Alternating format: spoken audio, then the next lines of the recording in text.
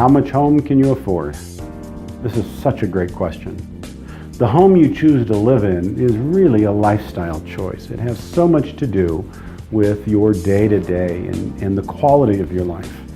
But it's important to bear in mind that the debt, the house payment, is also a lifestyle choice, and finding balance is vital. Most people, when they're figuring out how much home they can afford, will go to a bank or a mortgage lender and simply ask, how much can I afford? This is a mistake. Banks will tell you how much you can borrow, which is different than what you can afford. They're not financial planners looking to help you craft a happy life. They're simply telling you how much money you would be eligible based on current lending rules to borrow. The balance between quality of home and debt is not something that they're prepared to help you determine. They're simply telling you how much you're eligible to borrow. The debt, the amount of money that you pay each month, either individually or as a family, in order to afford that home, has a great deal to do with the course of your life from that point on, the decisions that you make, the amount of free time that you have, and the amount of work that you have, or that responsibility to that income. So if you'd like to start a business, well, you have a debt that you made a commitment to when you bought the home. So it's important when you're stepping back to see how much you can afford to take a broader look at where you see your life going or where you'd like it to go, and make a home and the debt that goes with it fit into your image of that dream life.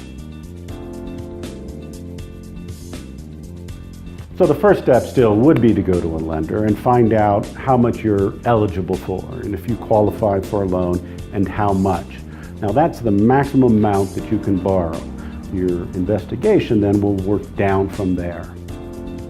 I can tell you that most people borrow as much as possible. We've all seen a lot of beautiful homes, and many people are willing to sacrifice for luxury. And that's a choice that you and they get to make. And it's very seductive to go look at homes with wonderful luxurious features, with large yards, with views, pools, and patios. It's remarkable the level of luxury that exists in most American homes.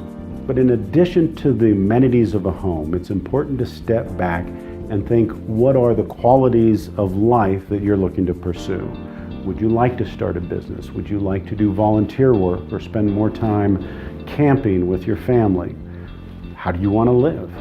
Most people, once they're given the budget from a lender, will actually go on the home search and try and get as much house as they can with that amount of money. But try to step back, think about what matters most and the balance you hope to find in your life. Because in addition to living with that home, you will be living with that mortgage payment, and they are all part of your future lifestyle. Right now, for conventional loans, you can borrow about 33% of your gross income for a house payment. That's principal, interest, taxes, and insurance, PITI, P-I-T-I. And up to 43% of income can be debt, which would include the home as well as a car payment, credit cards, student loans, other payments that you have. On FHA loans, it's 29% for housing debt and 42% of gross income for all debt, including student loans, car, credit card debt, and so on. These are the guidelines that lenders follow in how much you can borrow. That doesn't mean that's how much you can afford. How much you can afford is a much more personal decision. In fact, it's not a bad idea to meet with a financial planner and discuss your financial future. The different things that you have coming up, whether it's family, major purchases, retirement, exploring all of the other financial components that make up your life. I've asked a lender I have a great deal of respect for, Roy Macy, what he'd recommend for borrowing guidelines as a suggestion. In fact, I think the question I posed was, if it was your daughter, what would you recommend to her?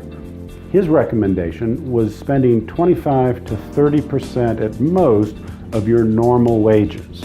This means no overtime, no bonus, no extra income that can inflate that may or may not be there at some future point. 25 to 30% of normal wages. He also recommends that revolving debt not be more than 10% of your gross wages. Revolving debt is credit cards, your car, student loans. This is a tall order. but it's a great piece of advice. If you can keep your debt under control, and in particular both housing and revolving debt at manageable levels, you'll be surprised how great life can be. A beautiful home is a wonderful thing, but so is financial freedom. And managing debt is one of the most important barriers to financial freedom.